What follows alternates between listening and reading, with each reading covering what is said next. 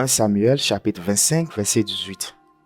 Alors Abigail mit dans un lièvre 200 livres de blé, 2 jarres de vin, 5 grains préparés, 5 mesures de grains rôtis, 100 coupes de raisins secs et 200 coupes de figues.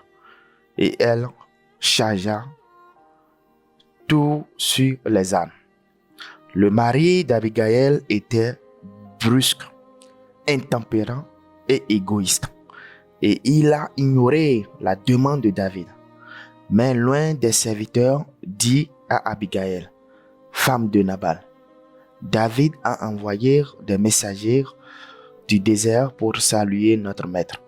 Mais il les a insultés, bien que ces hommes soient de très bons amis. Ils ne nous ont jamais rien fait de mal, et nous n'avons plus rien jusqu'à ce que nous soyons avec eux dans les champs.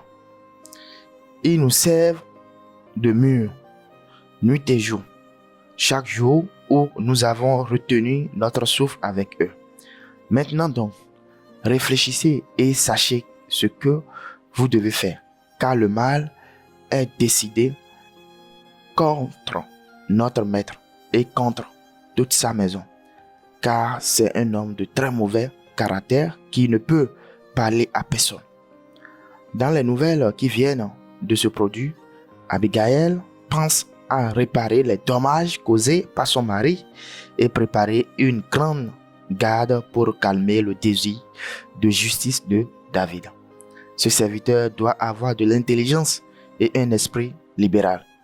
Pour être sûr qu'il est sur le point de perdre la vie, sa mission était de triompher.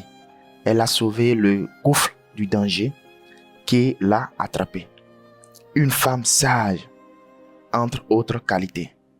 Une administratrice fidèle. Elle veille au bien-être de la famille. Elle n'est pas gourmande. Elle aime partager car elle sait qu'un tel comportement apporte la bénédiction dans la vie au foyer.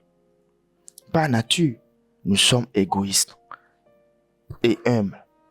Mais si nous apprenons les leçons que le Christ veut nous donner, nous deviendrons participants de sa nature et nous vivrons dans sa vie.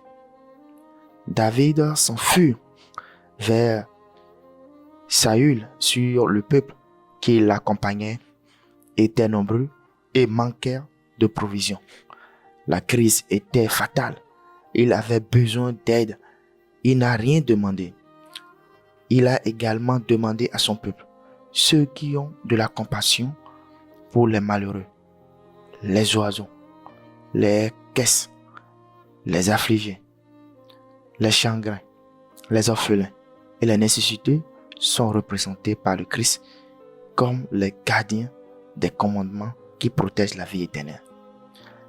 L'écrivain nous dit de ne pas partager notre douleur avec les affligés, ceux qui s'inquiètent de la pauvreté des autres avec un cœur brisé, car il libérera le pauvre qu'il a élevé et l'orphelin qui n'avait personne pour lui venir en aide.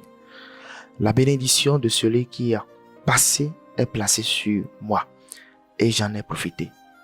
Le cœur divin, il m'a couvert de justice et elle m'a couvert d'une couverture.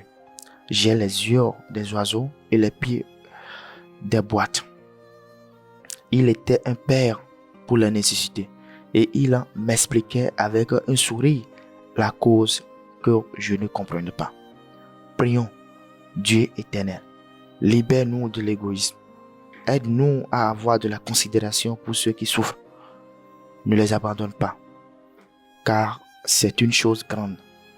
Nous sommes capturés au nom de Jésus. Nous vous invitons à rejoindre la chaîne familiale avec Jésus. Amen.